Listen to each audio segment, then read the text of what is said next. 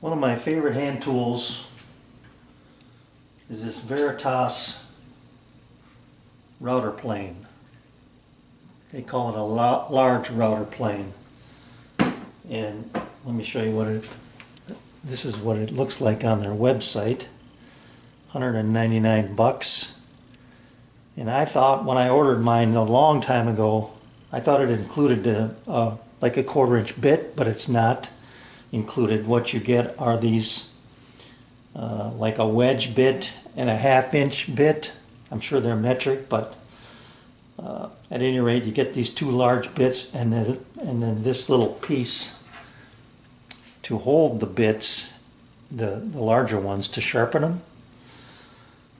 I think I've come up with a better way to do that. At any rate, this is the tool I'm working with here. So the integrated bit that comes with the, or doesn't come with the tool, is the one that I have mounted in here right now. And I'm going to take that out right now. I just got done sharpening it. This is a 6mm straight bit. I polished, this is what took the longest. I polished this edge, the beveled edge, to a near mirror finish. But then the bottom was polished using the jig that I made. And this took no time at all. It just turned out beautifully. And this thing is, I don't think it's ever been sharper in my book. Anyway, I think I've come up with a better way to sharpen the bigger bits as well. And here's the problem. Here's the, I'll call it this pointed bit, wedge bit. You can see the set screw here sits proud, way proud of the bit. Okay, so now if you want to polish this back, you have to take it out of this post holder and just, you know, put a micro grip on it and try and polish that. What I found is that this is an 8/32 set screw, and I found a smaller one. Let me show you what I've got here. Grab a smaller one. Hang on a second.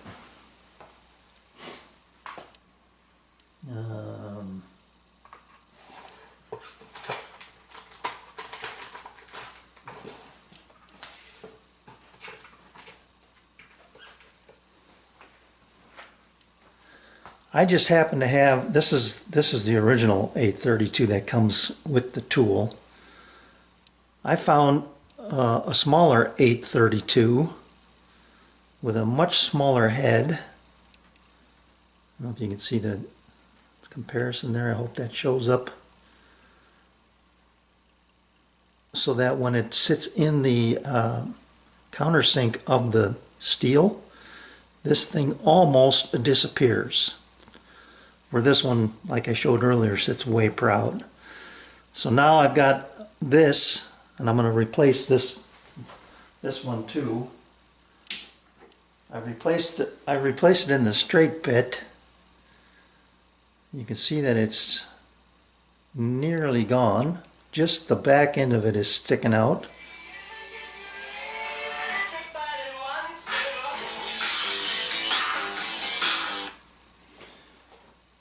Spam call. Just the back end of it is sticking out of there. Okay? So this one is going to get replaced as well. Find my Allen wrench.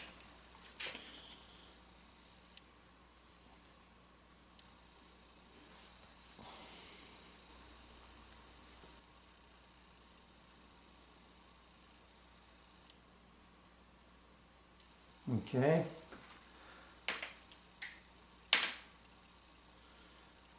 Well, in goes the new one. This is a Phillips. Alright, sorry for all the interruptions. This one Yeah, it just barely sticks out the back.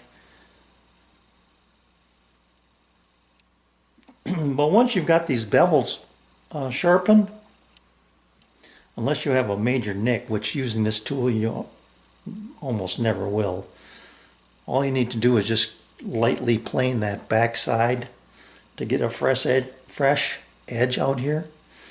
So let me show you what happened. I was down here sharpening, and I was kind of going through my tools, and I wanted to sharpen this again, and I knew I had built a jig, but I'd forgotten what it looked like. I went back up and looked at my video archive and found it, and it was what I thought. I kept looking for it, couldn't find it. Anyway, built a new one, and the new one is much better. And here's why. This, I just routed out a recess here with my shaper origin to fit the profile of this base. This just sits in here nice and snug, like that. And because you're pushing down on your work with this, you don't need to use screws anymore to fasten it in place. So all I did was cut this out of a piece of plywood, made 2 5-degree wedges. I was able to measure this angle at about 5 degrees. It was just short of that with my Wixie, and that's why these are at 5 degrees. So now that brings this flat and parallel with the stone. And I'll show you what I mean here in a minute. The only thing that you have to take into consideration here is that this distance here needs to be higher than your thickest stone that you're using. I was thinking that I had this measured correctly, but this is too high. At any rate, I can still use it because as this I can drop this down far enough to make contact with my ceramic stone.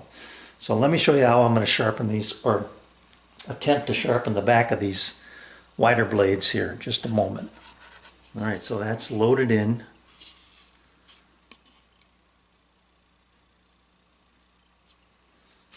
And now I'll just bring this down quite a ways. Okay, so here's my setup. I've just got a couple spaces here so I can use the whole stone. Taking an eyeball look at it, this blade, the heel wants to touch first, which means I'm going to be taking this set screw, I'm going to be taking the end of it off of there, grinding it off. You can see I stroked it once, and a bit of the black got removed right there. So I'm going to take a few strokes here and see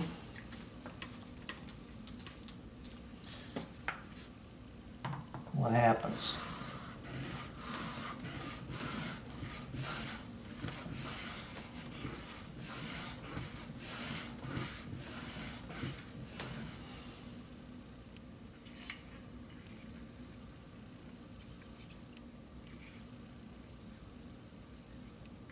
Yeah, I'm going to keep going until I get that flush. So I'm going to drop this down a little.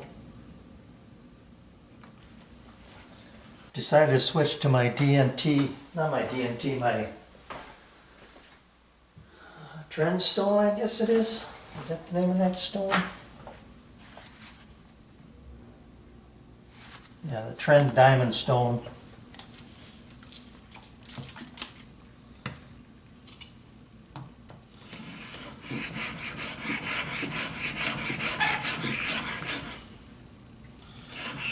Speed things up here.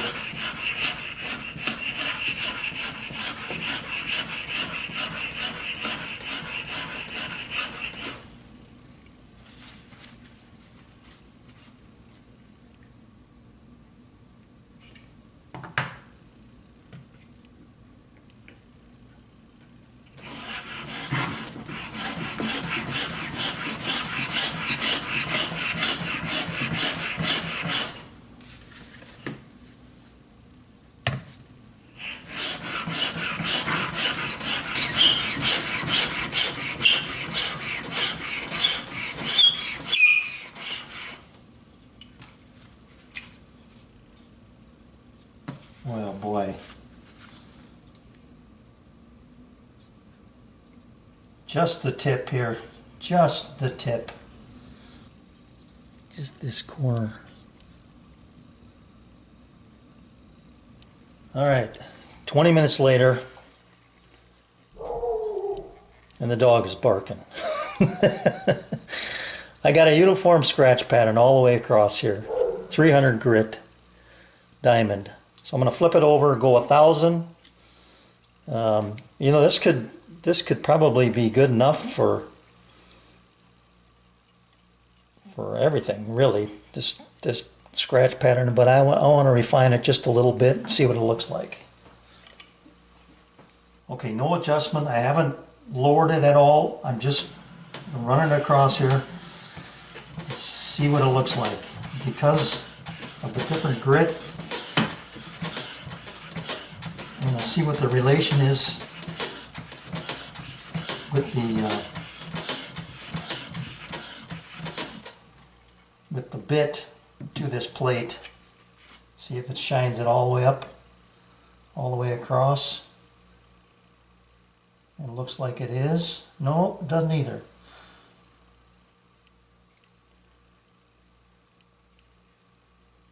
It's doing the majority of the blade. I'm missing back here and right out here in the corner. So I'll keep moving it without touching this now.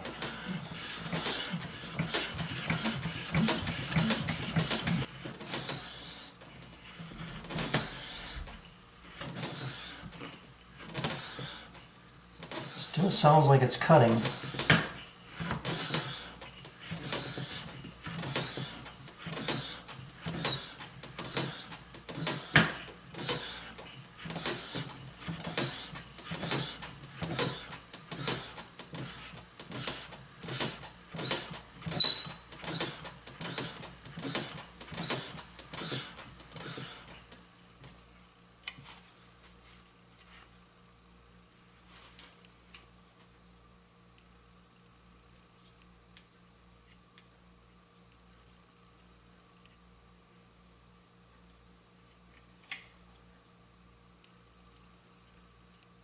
Man, oh man, that is good. I can see a little wire edge there.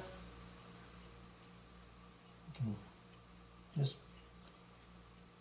break that off.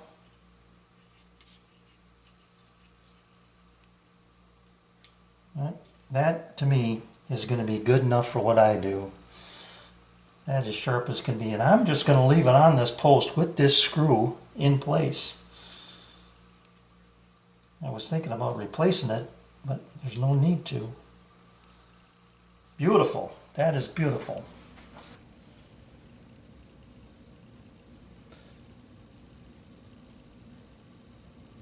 This is a great combo. Simple little jig. Decided to put a fresh edge, a fresh bevel on my solid bar stock here. I guess I'll call it for my router plane. And it just goes to prove how bad I am at freehanding. At any rate, I've got it done, or nearly done enough, because I'm not going to take all this metal off back to here to flatten this out. But that is a fine edge. And I had made this jig a while ago. My problem was I had to hold this by hand. But I added this piece today, which is just nothing more than, I believe these are 1032s. Little cross piece here to hold this solid in place. And then this fence rides along the bar for my Tormek. And I just touch it up here, and it gives me the ability to kind of rock it back and forth a little bit. I'll make a couple more passes here to show you what I'm doing. This is probably overkill.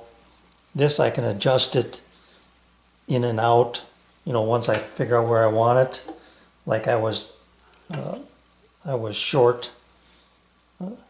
This was too close, so I just was able to push it out without having to loosen that up. So let me just show you how it works.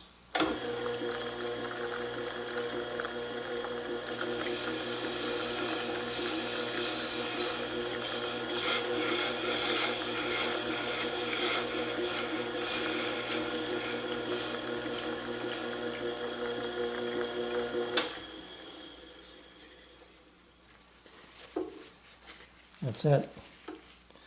And just that little bit, I took quite a little bit more off of that piece back here, but I got a nice burr on the back. And now I can take this to my other jig and polish that off. And this thing will be definitely ready to go. And the other thing is that really doing it this way squared up that edge, where before by doing it by hand I was a little cockeyed. Not that it's not that big a deal with something like this, but that feels good. Get that burr off and put it to work. Next project. Well, the good news is this jig holds the 1/2 inch bit, but this angle is much more less, I guess. I think this must be 25 and the other might be 30. I'm going to grab the bits and compare the side by side here. There you can see the one in the back is the solid piece of steel and the other one is the blade, which has a much shallower angle. So I got to figure out what that angle is. Well, here's your answer. Solid piece of steel.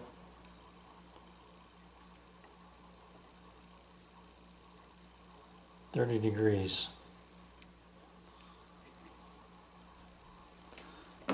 The other piece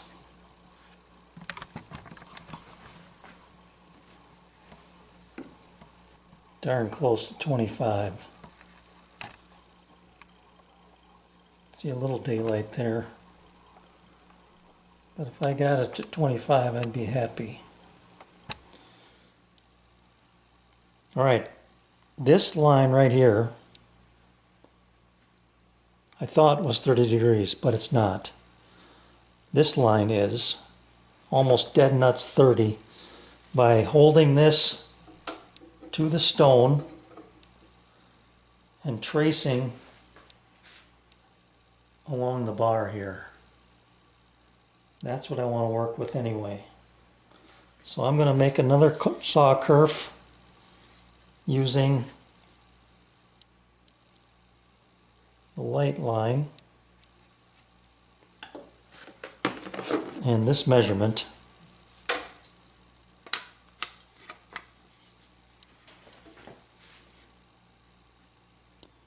Yeah, that matches up nearly perfect.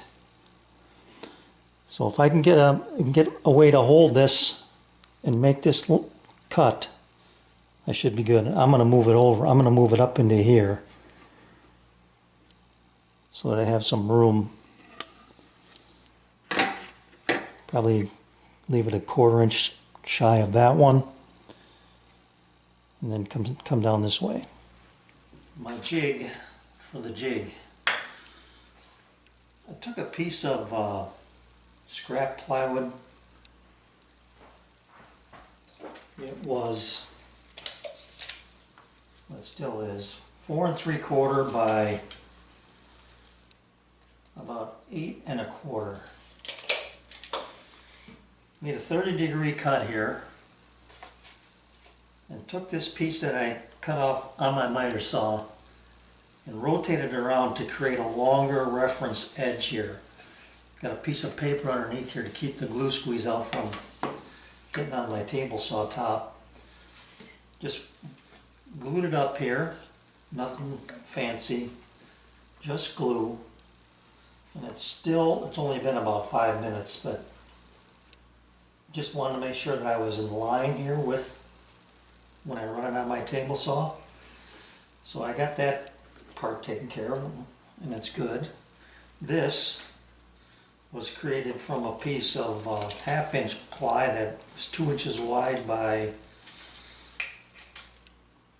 6 1/2, 8 1/2 inches wide. So this is all just scrap. I could use this piece right here for the base. This piece of scrap too. But at any rate, made a stop, put this in here. This is just glued. I did this up before I went upstairs for dinner. And this is just put in here and just glued in place. So now this has no place to go. And this creates my 30-degree cut in relation to this side here. So I'm going to want to be about 1/4 of an inch on this side of the cut, and that's darn close to where I am. But I could adjust that with my fence either way.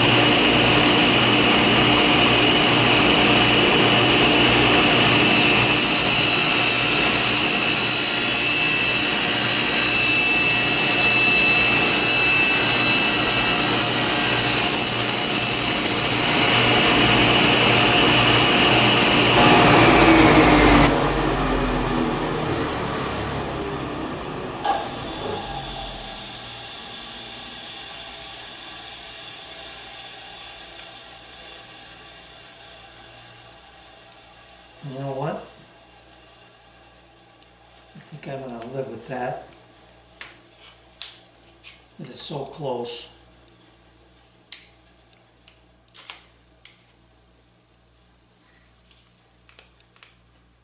It will go.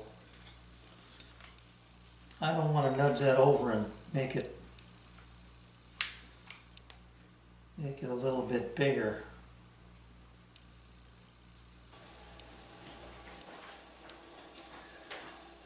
Alright, I got it to go. First I was whittling away with this sanding board, and that just was taking forever. What I did was I put a piece of paper between the back stop here and this, which effectively moves it forward just a little bit. I was thinking about doing it this way, but that moves the whole thing over. This, I think, has less of an impact on that width of cut. Anyway, I ended up doing 2 widths of a piece of paper back here, making sure that I held back firmly this way, and then ran it through, and it's still snug, but this is the way it goes in for the top slot. That's just a nice fit. I mean, and this one is really snug, but it does go. I hope this does this justice, but that is nearly perfect. And I am starting out here on the outward side of that blade, out here by the bevel edge, and I've got just a little daylight near the heel there. So this won't take much at all. That is fantastic. Got room to rock it here. And what I'm worried about is interference with this weld right here from the board as it tips over. If it hits that, or if it would hit that, it would raise this up, but it doesn't. So that is also good. So I can bring this in.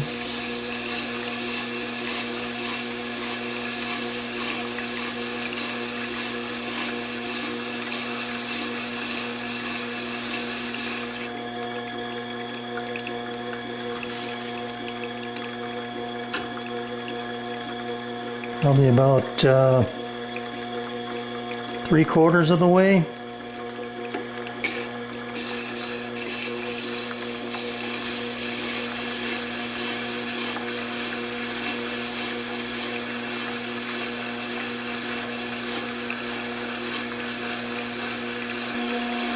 I'm going to take it just a little bit more. I do have a burr all the way across here.